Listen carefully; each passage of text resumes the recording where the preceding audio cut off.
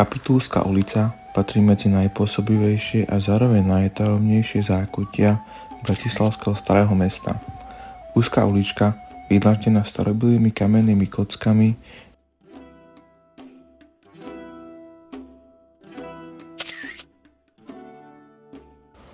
ulica sa tiahne od majestátneho domu svätého Martina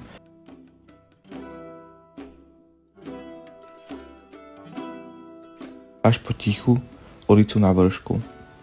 Hoci sa nachádza len kúsok od rušných turistických trás, zostáva prekvapivo pokojná a tichá. Masy návštevníkov sa totiž častejšie zdržujú na Michalskej či Ventúrskej ulici, kým Kapitulská akoby čakala na tých, ktorí si ju prídu vychutnať s rešpektom. Možno aj preto si zachovala svoj autentický pôvab, nepoznačený náporom turizmu, hlučnými podnikmi či reklamami.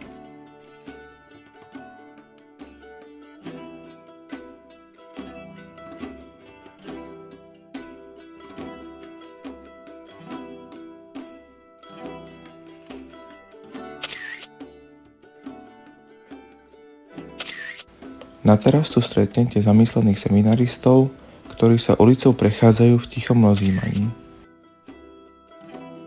Úzka ulička, vydlaždená starobilými kamennými kockami, je lemovaná radom farebných historických domčekov, ktoré akoby si navzájom šepkali príbehy z minulosti.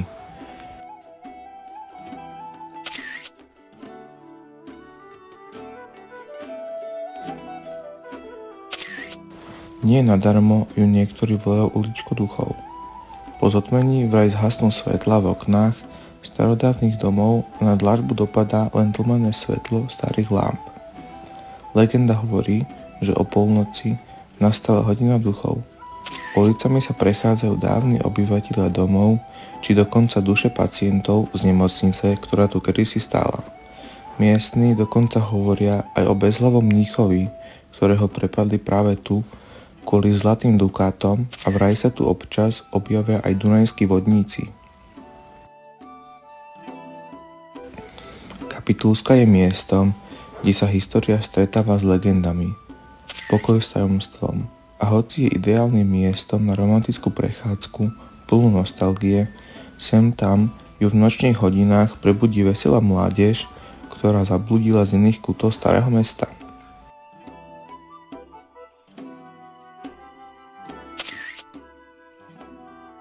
Rozhodne by ste si ho nemali nechať uísť.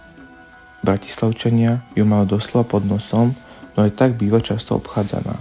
Ak by ste zatúžili po šálke kávy alebo drinku, v susedných uličkách nájdete množstvo príjemných podnikov, kde si môžete vychutnať záver prechádzky.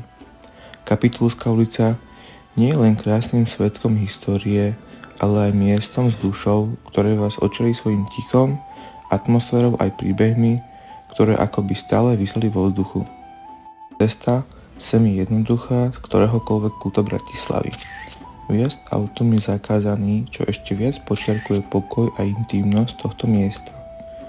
Ak sa vám nechce kráčať, turistické vláčiky, ktoré prechádzajú historickým centrom, často zahŕňajú aj Kapitulskú ulicu a ponúkajú aj výklad o jej histórii.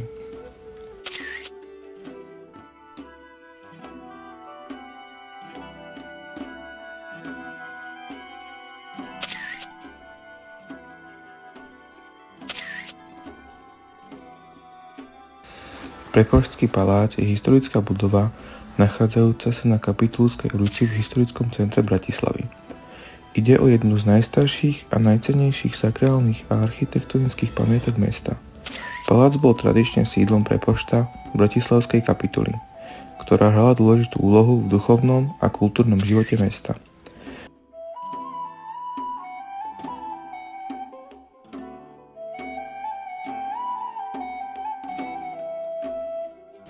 Klarisský kostol je bývalý gotický kostol v historickom centre Bratislavy. Bol postavený v 14. storočí ako súčasť kláštora radu Klarisiek. Jeho charakteristickou štvrtou je vysoká štíhla väža, ktorá je jednou z dominant starého mesta. Počas svojej histórie prešiel viacerými zmenami. Po zrušení kláštora v 18. storočí prestal slúžiť cirkevným účelom a bol využívaný na rôzne svetské aktivity, napríklad ako školská aula či koncertná sieň. Dnes sa využíva najmä na kultúrne podujatia a koncerty.